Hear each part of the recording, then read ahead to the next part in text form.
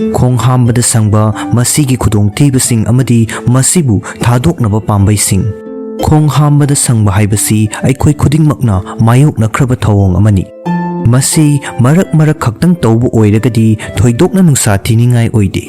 Adubu thawong asi chang naina tawragadi masidagi nanthoknaba pambei ama thiba mathau taba yai. Khong akanba hamba amadi hamdoknaba honabada waba. Shangba mathau tabagi fibam lairabadi maduna hakselgi oiba khudongchadabasing thokhalakpa yai. Khong Hambada Shangbana thokhanba hakselgi oiba khudongchadabasing amadi masidagi nanthoknaba Pambeising. Loinana karamba tangkakta doctor tanagadagi haibagi matangda khangminasi. Khong hamba khudingi Shangbana hakselgi oiba khudongchadaba kaya thokhalli. Makoising adugi manungda ahanbada hemorrhoid. Lower rectum amasung amang thongda leiba behensingda pongkhatpa asina naba saba amadi hakkachaba pawhanba yai. Hemorrhoids singna thokhanba nungaitaba asi kokna nabagidamak lumbu saba isingda nongmagi minute 10 luplaga yengba yai. Ani subada anal fissure amang thonggi lining da tatpana khong hamlingai manung amadi loiraba matungda naba amadi e thokpana tawhanba yai. Anal fissure sing asi mahausana aruba fibam oigande amadi anambana chayol mari dagi taruk fawbada mathanta oisinjaki. Topical pain reliever sing amasung amangba thothok hannaba hidak sijinnabana oisinbada mateng pangsalli amadi nungaitaba fawba hantahalli. Mari subada HIATAL hernia chakhawgi mathak thangba saruk adu diaphragm gi ahobada changsilakpadubu HIATAL hernia haina kawi. HIATAL hernia gi case ayamba treatment mathau tade adubu achauba hernia singna chakhawgi acid amadi chasinkiba chinjak fawba chakhawgi mathak thangba sarukta panhanduna thamba ningthina tumbada thinta hanba amadi acid reflux ki riksu hengat hanba yai. Mari subada rectal prolapse amang thonggi ahoba makhul-dagi intestinal lining gi apikpa machet ama mapan thoklaklabadi madubu rectal prolapse kawi. Makhoi asi mild oibadagi severe oiba fawba yawi. Amadi pumnamak adu medical treatment mathau tai. Karigumba isagi amang thongda ngaksang ngangna pomthokpa uraba natraga phawrabadi doctor de yengthokkadabani.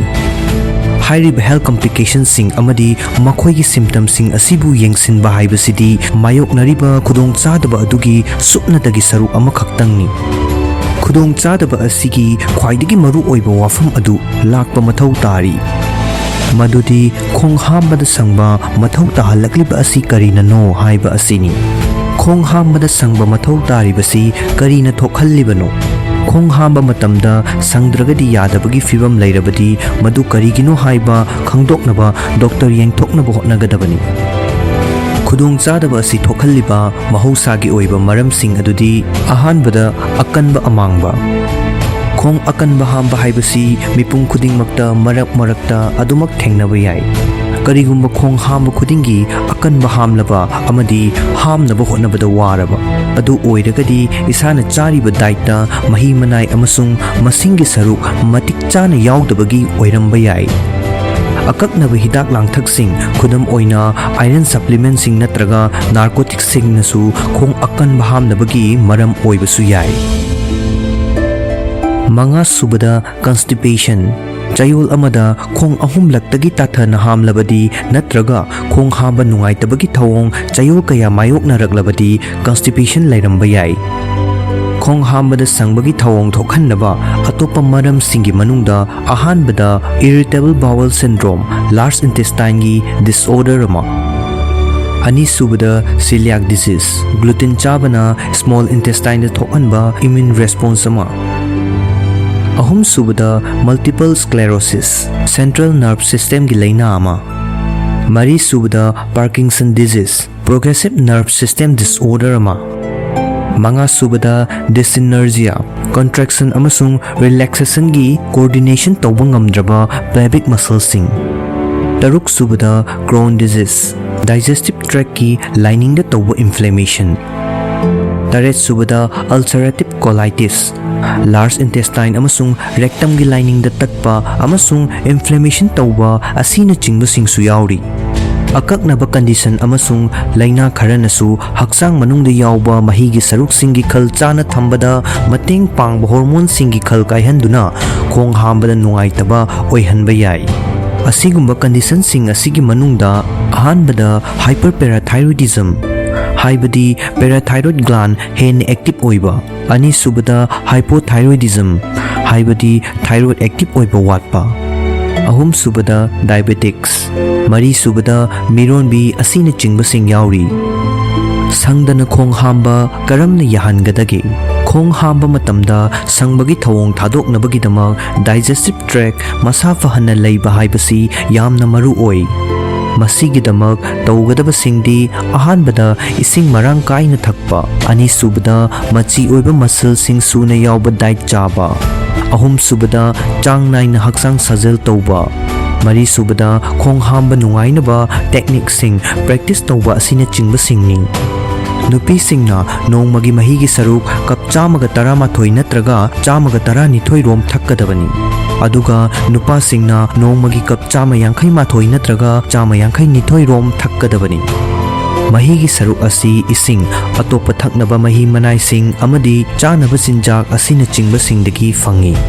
Karigumba isana thakpa mahigi saruk singi chang monitor tawdaba oiragana haki ising napu machu parapna oiraba natraga iru luraba amadi ising khorangba thoina faundragadi mahigi saruk thakpagi chang charibagi oiramba yai. Harvard Medical School na recommend tauri madudi aikhoina nongmagi ising kap maridagi taruk fauba khara thakkadabani. Khong hamba nungaihanabagidamag masingi chang wangna yauba chinjaksing chabana amangba thotok hannaba amasung khong hamba nungaihanbaga loinana khong mapung fana hamdokpa ngammi. Masingi chang nemna yauba chinjaksing haibadi sangom pothoksing sasing process tauraba snack food sing chabagi chang hanthagadabani. Hakchang sajal chang naina taubana constipation taubada ngakthokpa amadi fahanbada mateng pangba ngami. Loinana mental health su fagathalli. Hakchang sajal nongmagi minute kuntra chayol amada yamdrabada mangarak taungnaba hotnagadabani. Hakchang sajal taungnabagi khwaidagi afaba mawong singi manungda ahanbada yumlon kairon nabada khongna chatlupa. Ani subada anakpata leiba parkta khongna chatlupa. Ahum subada cycle thauba. Mari subada iroiba asina chingbasing panba yai. Khong hamba nungaihanabagi technique sing practice tawbagi ihan hanba khongthangdi relax tawbani. Khong hamning laklabadi hek yariba makhai thuna khong hamba changadabani. Toilet ta ningthina phamlaga relax tawgadabani. Khudakta hektamak khong hamdokhinaba sangduna hotnaba tawroidabani. Khong hamdokpagi thawong adumag isagi hakchangda minute 5 muk pibigadabani.